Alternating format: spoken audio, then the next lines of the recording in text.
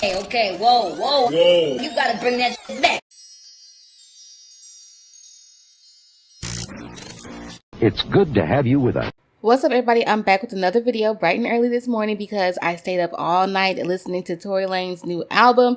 Yes, Tory dropped an album last night, and just about the entire album was addressing the issue at hand, Megan Thee Stallion, their relationship, and the incident that took place the night of the party 2 months ago. Now, earlier yesterday, T.I. revealed that he had spoken to Tory and told him that he needed to speak up. Many people on social media weren't here for T.I. inserting himself into the situation, but some people did catch the hint that this must mean Tory is about to say something. Shortly after, Tory tweeted this: "To my fans, sorry for the silence, but respectfully, I got time today, 9 p.m.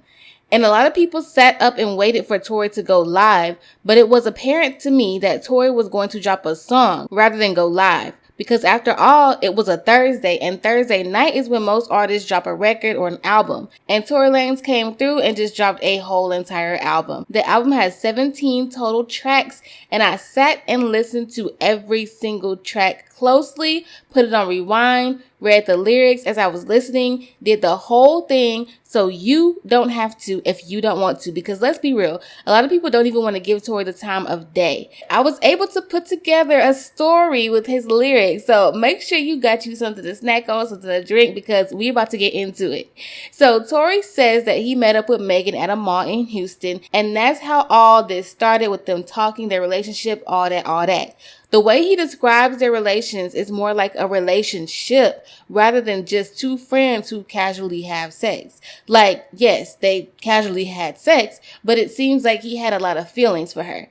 Like, they used to fly into different cities to see each other and be all booed up for days on end. They bonded over the fact that they both have lost their mothers, and Megan used to cry to him about how she felt so alone. So then skip over to the night of the incident. By the way, he talks about this incident during the second end of the song Queen and Slim, if you do end up going to listen. But Tory admits that he has always had a crush on Kylie Jenner. So when the three of them were in the pool together, he was looking at Kylie like she was just this angel. He was just wilding out because he was so excited that he was around Kylie. So at some point, Megan gets mad, probably because Tory is obviously attracted to Kylie, and goes to the car while Tory and Kylie are still in the pool, not even knowing that Megan is upset. He explains that even though he did have a crush on Kylie, he was still going to leave with Megan if he knew she was leaving, because after all, she's the one who invited him there. Then he says he took the wrong turn, but not the turn everybody is thinking, and he's not the one in the wrong,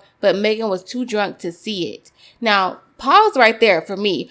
Was the wrong turn just that you had gotten excited around Kylie when you were really supposed to be there more so for Megan?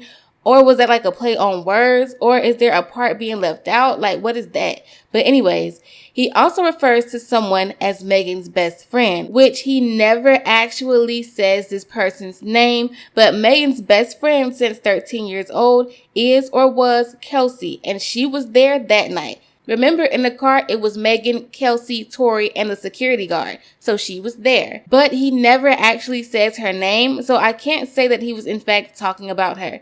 But speaking of the best friend, Tory says that Megan lied to her about their relationship, and the best friend is so cool that she should have just told her what was up with them. So he never actually states what really went down in the car, just that he never did anything, never put his hands on a woman, didn't shoot anyone, and Megan can't tell what happened anyways because she had her back turned.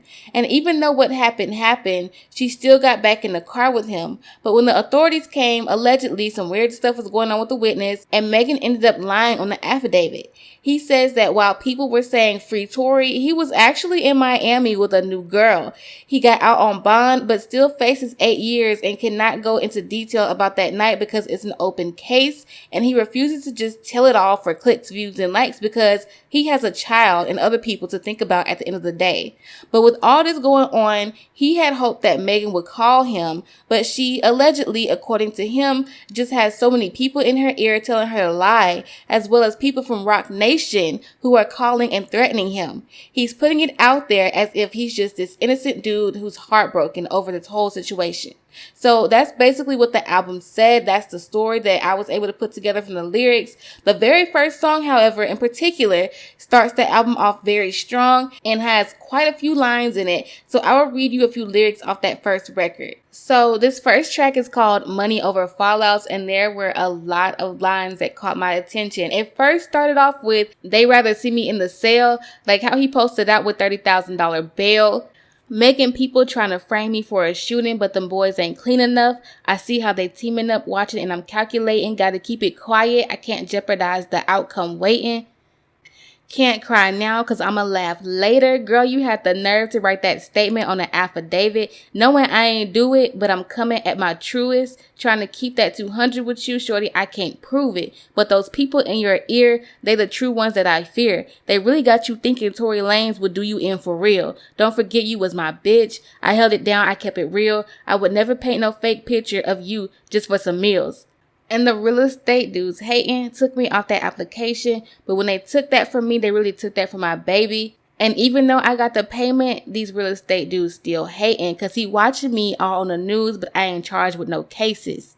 So as you can see, he opened the album with a whole lot of information in only this first song, and there were 16 more tracks after this. And I just found all that so interesting. A lot of his supporters were saying that he wasn't going to be touched, like nothing was going to happen to him because his music was still playing on the radio. But as you can see, he had some issues with getting some type of property or a home for his child and his child's mother because they would not take his payment because of everything that was going on with Megan. Then he says Megan's team trying to pay him in some millions. And he keeps talking about Z Roc Nation, and I hope he knows what he's doing with all that. Also in this album, Tory Lanez pretty much just goes the fuck off. And I mean goes off. He went in on everybody who had something to say about this, from Juju, Megan's producer, who, remember, he had a lot to say about all this, to Asian Doll and JoJo, to Z Roc Nation, Masika and her mothering skills when it comes to her daughter Kari. He said Chance the Rapper is irrelevant. He came for his ex Dream Doll,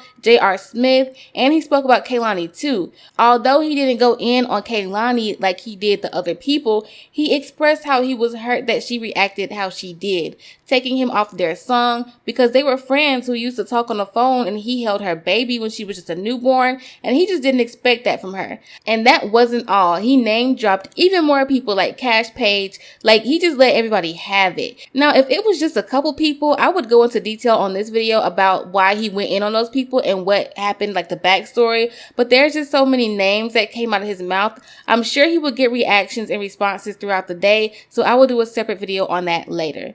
So in conclusion, I will say that in all fairness, Tory has the right to tell his side. I mean, he does. I still stand by what I said in my earlier opinions, which is that the way people initially reacted to this without hearing either side was just disgusting. Even if it turns out that Megan was in the wrong, at that time, nobody knew what was happening and people were just rushing to tear her down without knowing, and that will never be cool. Now that he has told his side and both of them have spoken, people have the choice to believe what they want to. But just because you believe somebody doesn't mean that what they're saying is 100% the truth, and that goes both ways. So here's my golden question though. With all that name dropping Tory did, why didn't he name drop Kelsey when he talked about her? Why was she only mentioned as the best friend? And why would Megan feel the need to lie to Kelsey? Should that be who Tory is actually referring to? Remember, there was this whole rumor that Kelsey used to have some kind of dealings with Tory, and then Megan had dealings with him afterwards. Not saying that's true, but hearing Tory say that Megan lied to her best friend, that kind of puts that rumor back up front. And okay, I get it. Like, he can't tell us exactly what went down in the car just yet. And maybe that's also why Megan never said anything in the first place, because it's an open case. But my thing is, how did we get from Megan leaving y'all, going to the car, leaving the party, leaving you and Kylie in the pool, then you, Megan, and everybody else in the car, whatever altercation happened, to then she getting injured and then getting back in the car with you, and then you all getting pulled over by police? Like, that's still not making sense. Well, anyway, I feel like Kelsey might be the key holder in this situation, and that's why she has spoken up the least. I mean, there's got to be a reason why he would never actually say her name. I mean, he said Jordan Woods and Kellen. I mean, he's name dropped everybody but Kelsey. And now we just have all this information out that really just tells us a bunch of nothing. I see why they didn't want to speak on this at first. And to be real, if this encounter with the police was never filmed, we probably would not even know of this situation at all. And with something like this, that probably would have been the better idea. Celebrities have stuff go down all the time without us knowing. This needed to be one of those things. I don't know what the public is supposed to do with these tidbits of the story, but y'all let me know what y'all think since Tory has finally said something. Have your opinions changed? Will you be listening to the album? And how do you feel about Tory putting it all into music rather than going live? Let me know down in the comments below. Like the video because it's good for your edges, and don't forget to subscribe to the channel and hit that notification bell so that you can be notified each and every time I upload a video. And that's it for today. I'm gonna see you guys in the next one.